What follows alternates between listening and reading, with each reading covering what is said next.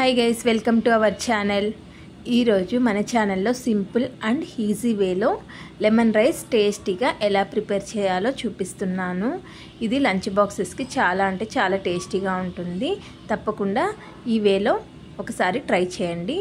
Stove మీద ఒక pan పెట్టుకొని అందులోకి ఆయిల్ వేసుకొని ఆయిల్ లైట్గా హీట్ అయిన తర్వాత పల్లీలు యాడ్ చేసుకోవాలి. గ్రౌండ్ నట్స్ ఫస్ట్ పల్లీలు హాఫ్ ఫ్రై చేసుకోవాలి, అంటే కొంచెం ఫ్రై అవ్వాలి. తర్వాత మిగతా ఇంగ్రీడియంట్స్ మనం యాడ్ చేసుకోవాలి.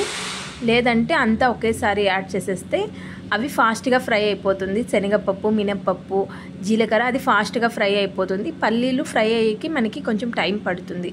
కాబట్టి ఫస్ట్ పల్లీలని మనం ఫ్రై చేసుకోవాలి. పల్లీలు ఫ్రై అయిన తర్వాత కొంచెం మినప్పప్పు, కొంచెం శనగపప్పు యాడ్ చేసుకోవాలి. తర్వాత 1 టేబుల్ స్పూన్ మినప్పప్పు కూడా యాడ్ చేసుకోవాలి. తర్వాత అలానే కట్ చేసి పెట్టుకున్న పచ్చిమిర్చి కూడా యాడ్ చేసుకోవాలి. అలానే కట్ చేసి పెట్టుకున్న 1 ఆనియన్ యాడ్ చేయాలి.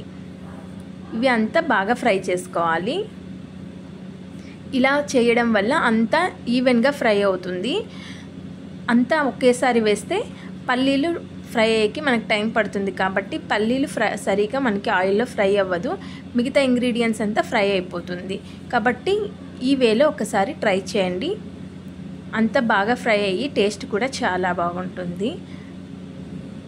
ఇలా బాగా ఫ్రై చేసుకోవాలి.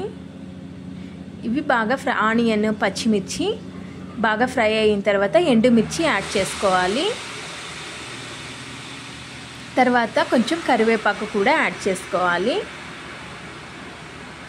ఇప్పుడు అంతా బాగా కలిసేటట్టు మిక్స్ చేసుకొని ఆయిల్లో ఫ్రై చేసుకోవాలి.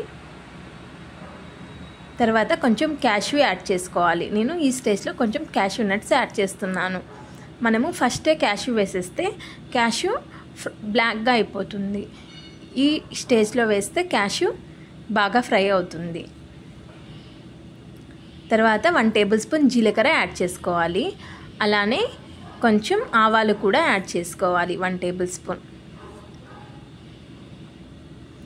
జీలకర్ర ఈ స్టేజ్లోనే వేస్తే మనకి బాగా ఫ్రై అవుతుంది. అదే ఫస్ట్లో వేస్తే కొంచెం ఎక్కువ ఫ్రై అయిపోయి తినేటప్పుడు అంత టేస్టీగా ఉండదు. ఈ స్టేజ్లో వేస్తే ఆ ఫ్లేవర్ అలానే ఉంటుంది. జీలకర్ర ఫ్లేవర్ మనకి తినేటప్పుడు టేస్ట్ కూడా చాలా బాగుంటుంది. తప్పకుండా ఈ వేలో ఒకసారి ట్రై చేయండి. టేస్ట్ అంటే చాలా బాగుంటుంది. ఇప్పుడు అంతా బాగా ఫ్రై అయిపోయింది. అంత ఇంగ్రీడియంట్స్ ఈవెన్గా ఒకేలాగా బాగా ఫ్రై అయిపోయింది. ఈ స్టేజ్లో 1 టేబుల్ స్పూన్ పసుపు యాడ్ చేసుకోవాలి. అలానే నేను ముందుగా పిండి పెట్టుకున్న లెమన్ జ్యూస్ నేను ముందే పిండి పక్కన పెట్టుకున్నాను. లెమన్ జ్యూస్ కూడా స్టవ్ ఆఫ్ చేసి లెమన్ జ్యూస్ వేసుకోవాలి. లెమన్ జ్యూస్ అంతా బాగా కలిసేటట్టు కలుపుకోవాలి. ఇది అంతా బాగా కలుపుకున్న ఇందులోకి మనం సాల్ట్ యాడ్ చేసుకోవాలి. లెమన్ రైస్లోకి సాల్ట్ కొంచెం ఎక్కువనే పడుతుంది. ఎందుకంటే ఆ పులుపుని బ్యాలెన్స్ చేసేకి నేను ఇక్కడ 1.5 table spoons of salt add చేసుకుంటున్నాను. మీ టేస్ట్ని బట్టి మీరు సాల్ట్ యాడ్ చేసుకోవాలి. యాడ్ చేసుకున్న తర్వాత అంతా బాగా మిక్స్ చేసుకోవాలి. మీరు కావాలంటే సాల్ట్ రైస్లో కూడా రైస్ వేసిన తర్వాత కూడా సాల్ట్ వేసుకొని మిక్స్ చేసుకోవచ్చు. ఇప్పుడు నేను ముందుగా కుక్ చేసి పెట్టుకున్న రైస్ని యాడ్ చేస్తున్నాను. ఇప్పుడు అంతా బాగా కలిసేటట్టు మిక్స్ చేసుకోవాలి.